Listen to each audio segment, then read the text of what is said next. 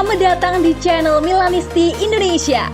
Jangan lupa untuk subscribe dan komen sebanyak-banyaknya, karena setiap tanggal 5 akan ada giveaway satu jersey atau jaket untuk satu orang pemenang. Forza Milan. AC Milan menang, pucuk aman, tidur nyenyak. Pemimpin klasemen AC Milan menjamu tim papan bawah Torino pada pekan ke-17 Serie A 2020-2021 Minggu 10 Januari 2021. Rossoneri menang dengan skor 2-0. Dua gol Milan semuanya tercipta di babak pertama. Rafael Leao membuka keunggulan Milan di menit ke-25 dan Frankesi menggandakannya lewat titik penalti di menit ke-36. Ada beberapa pelajaran yang bisa diambil di kemenangan Milan ini. Berikut ulasannya. Rafael Leao on fire. Leao sedang berada dalam form yang hebat. Leao tercatat selalu menyumbang gol atau assist dalam 3 penampilan terakhirnya untuk Milan di Serie A. Leao mencetak gol ketika Milan mengalahkan tuan rumah Benevento 2-0. Kemudian menyumbang 1 assist ketika Rossoneri dikalahkan Juventus 1-3 di San Siro. Kali ini, dia menyerangkan 1 gol untuk membantu timnya menekuk Torino. Sang algojo penalti bernama Frankesi. Milan sudah mencetak total 37 gol dalam 17 pertandingan di Serie A musim ini. Dari 37 gol itu, 8 diantaranya adalah gol-gol penalti. 8 gol penalti Milan itu dicetak oleh 3 pemain berbeda. Kessie mencetak 5 gol penalti, sedangkan Zlatan Ibrahimovic 2 dan 1 gol penalti lainnya dicetak oleh Hakan Çalhanoğlu. Zlatan Ibrahimovic is back. Pada 23 November 2020 lalu, Zlatan Ibrahimovic mencetak 2 gol untuk membantu Milan menang 3-1 di kandang Napoli. Namun, Ibrahimovic di-backup cedera dan harus absen cukup lama. Setelah sekian lama menepi, bomber veteran Milan itu akhirnya kembali ke lapangan. Dia bermain 5 menit di laga kontra Torino. Ibrahimovic adalah top skor sementara Milan di Serie A musim ini dengan 10 gol. Mengingat ketatnya persaingan di papan atas, kembalinya Ibrahimovic tentu saja merupakan kabar yang sangat baik buat Milan. Langsung bangkit setelah tersungkur. Tengah pekan kemarin, Milan ditekuk juara bertahan Juventus 1-3 di San Siro. Kekalahan tersebut adalah kekalahan pertama pasukan Stefano Pioli di Serie A musim ini. Namun, Milan ternyata bisa langsung bangkit setelah terpuruk. Milan langsung kembali ke trek yang benar. Korbannya adalah tetangga Juventus Torino. Meski kalah dari Juventus, Milan tetap di puncak. Pasalnya, peringkat 2 Inter Milan juga kalah. Keunggulan 1 poin atas sang rival sekota pun tak berubah. Forza Milan.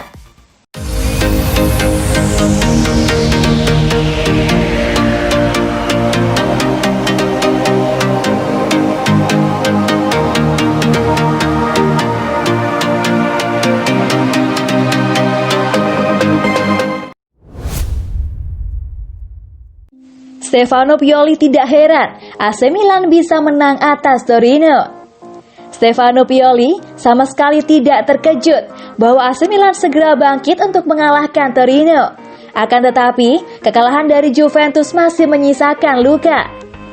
Saya mengenal para pemain ini dan mengharapkan mereka memberikan respon seperti ini. Babak pertama luar biasa, terutama dalam hal kualitas. Dan kami pasti mendapat tekanan selama babak kedua melawan tim Torino dalam performa bagus. Katanya lagi. Pioli juga memuji penampilan Frankesi. Gelandang tangguh itu dinilai sebagai pemain yang lengkap, yang bisa membantu pertahanan dan penyerangan. Frank adalah pemain yang lengkap. Dia memberi AC Milan fisik, energi, kualitas, melindungi pertahanan, dan merajut gerakan ke depan juga. Dia memiliki mentalitas positif dalam situasi pertandingan. Dia yang pertama membantu rekan satu tim atau meyakinkan mereka. Ini adalah tim muda yang membutuhkan bimbingan dan dorongan. Jadi, Kessie sangat berharga dalam hal itu. Ada kabar baik dengan kembalinya Zlatan Ibrahimovic dan Hakan Çalhanoğlu. Tetapi juga buruk, karena Sandro Tonali ditarik keluar dan Brahim Diaz juga mengalami cedera. Pun dengan Rafael Leao yang mendapatkan akumulasi kartu. Kami belum memiliki berita apapun. Kita harus lihat mereka berdua mendapatkan tackle yang buruk. Yang mengecewakan saya adalah kehilangan Leo untuk pertandingan berikutnya, lanjut Pioli. Saya pikir Leo selain potensinya dikontrak saat itu untuk bermain sebagai striker pendukung. Namun, dia sekarang menjadi pemain yang lebih lengkap yang dapat bervariasi di berbagai posisi. Jadi, kami siap untuk melakukan perombakan bila diperlukan.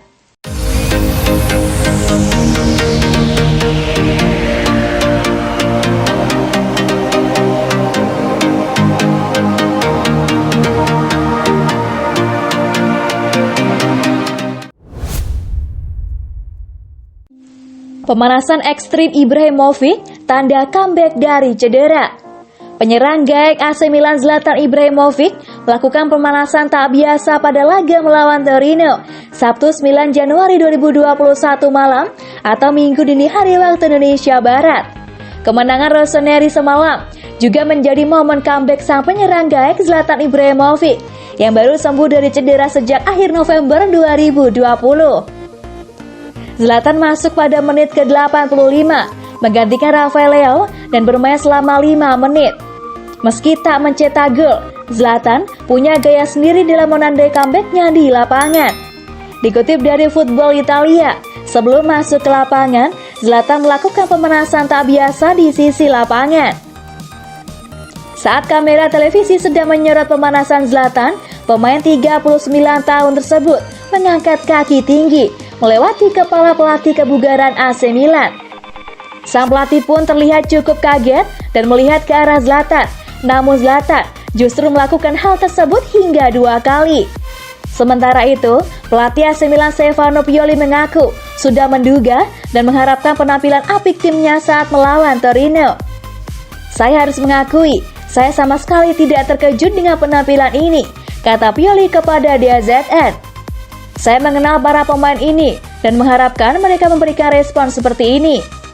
Babak pertama luar biasa, terutama dalam hal kualitas. Dan kami pasti mendapatkan tekanan selama babak kedua melawan tim Torino yang dalam performa bagus, ucap Pioli menambahkan.